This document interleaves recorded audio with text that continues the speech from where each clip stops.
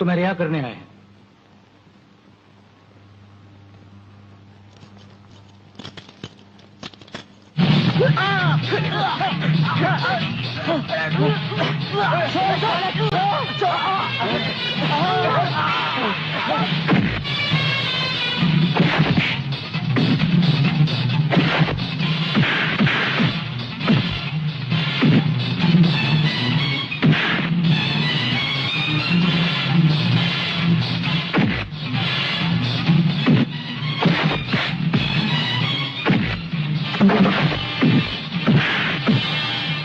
छोड़ना मत संजू।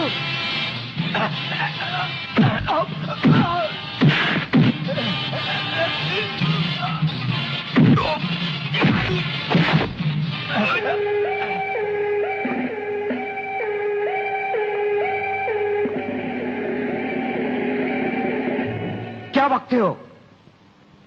किसने बताया तुम्हें?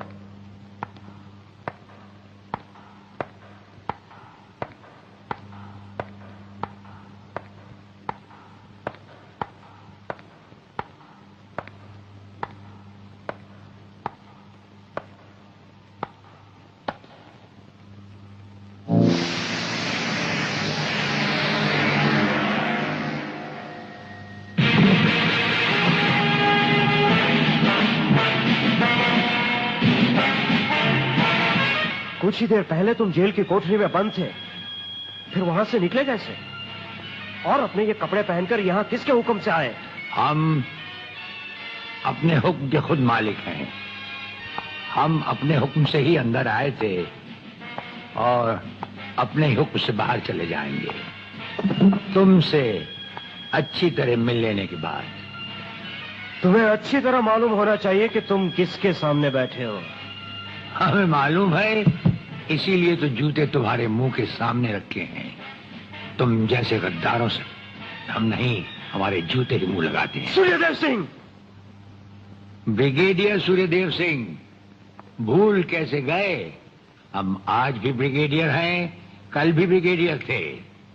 जेल में आना तो एक नाटक था तुम जैसे मुजरिम तक पहुंचने के लिए।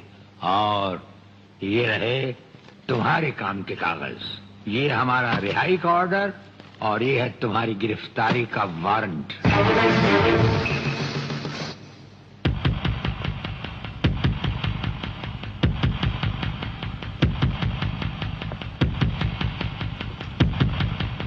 याद करो वो दिन जब तुमने ये वर्दी पहनने से पहले एक कसम खाई थी। याद करो। हम कसम खाते हैं कि हम पूरी ईमानदारी और वफादारी से देश और कानून की रक्षा करेंगे।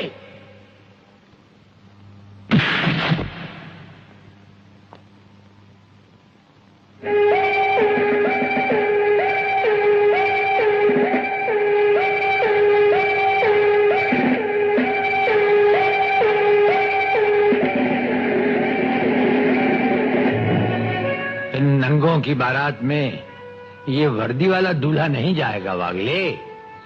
इसके भी कपड़े उतार डालो।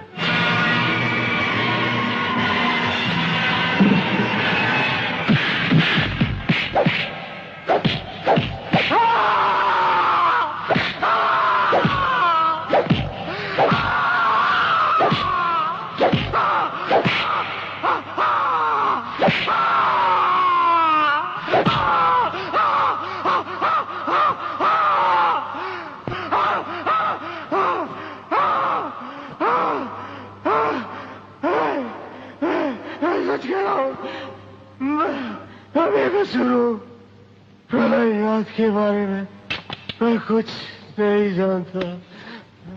बेहोश होने से पहले 3 बार, होश में आने के बाद 3 बार तेरा इसी तरह इलाज करता रहूंगा।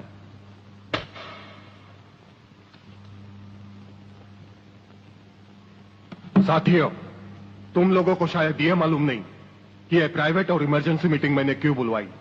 इसलिए कि सूर्यदेव सिंह जेल से छूट चुका है और अब वो खतरा बनकर हम सबके सर पर मंडरा रहा है। मगर 1 साल से पहले वो छूट कैसे गया? उसका जेल जाना एक नाटक था कादर। उसने जेलर और हमारे 4 खूंखार कातिलों को गिरफ्तार करके किसी ऐसी जगह छुपा दिया है कि जिसके बारे में पुलिस डिपार्टमेंट को तो क्या, मुझे भी मालूम नहीं। जीवनलाल, मेरे 4-5 आदमियों को गिरफ्तार करके अगर वो मुझ तक पहुंचने का ख्वाब देख रहा है तो उसका ये ख्वाब मैं कभी भी पूरा नहीं होने दूंगा। अब सूर्यदेव सिंह नाम का बिल फाड़ना ही पड़ेगा। अगर मगर कुछ नहीं चलेगा जीवनलाल। अब 15 अगस्त को ज्यादा दिन नहीं है। जानते हो, सूर्यदेव सिंह हमारे लिए बहुत बड़ा चैलेंज है और बड़े से बड़े चैलेंज के साथ टकराने का प्रलयनाथ को शौक है।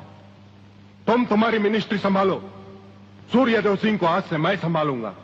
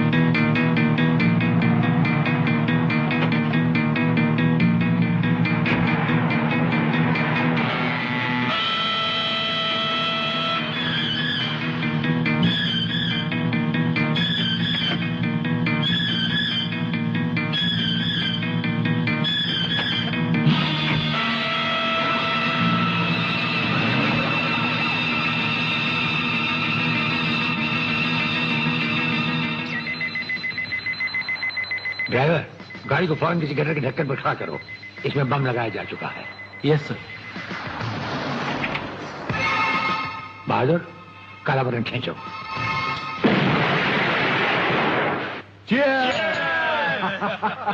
पियो, आज जी भर कर पी लो।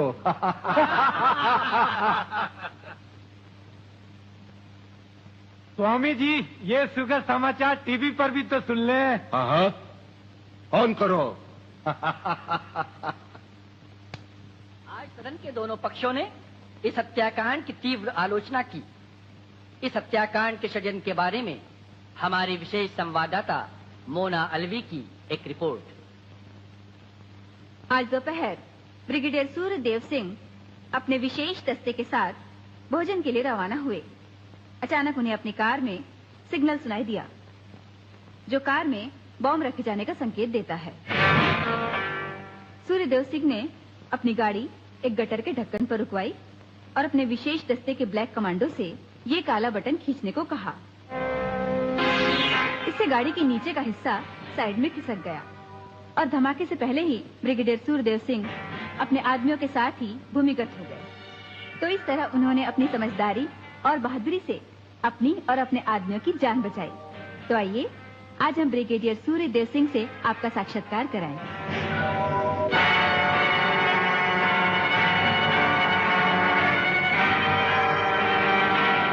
ब्रिगेडियर साहब, क्या आप हमें बताएंगे कि इस साजिश में किसका हाथ है?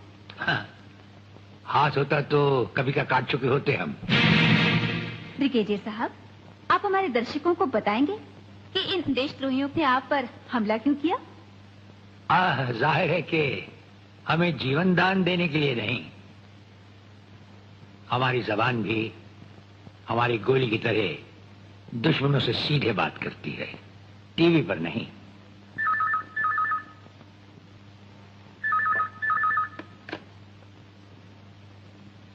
हेलो। ज्यादा आंखें फाड़ कर हमारा न्यूज देखोगे तो जल्दी अंधे हो जाओगे। ये समाचार देखने का नहीं, पैगाम सुनने का वक्त है।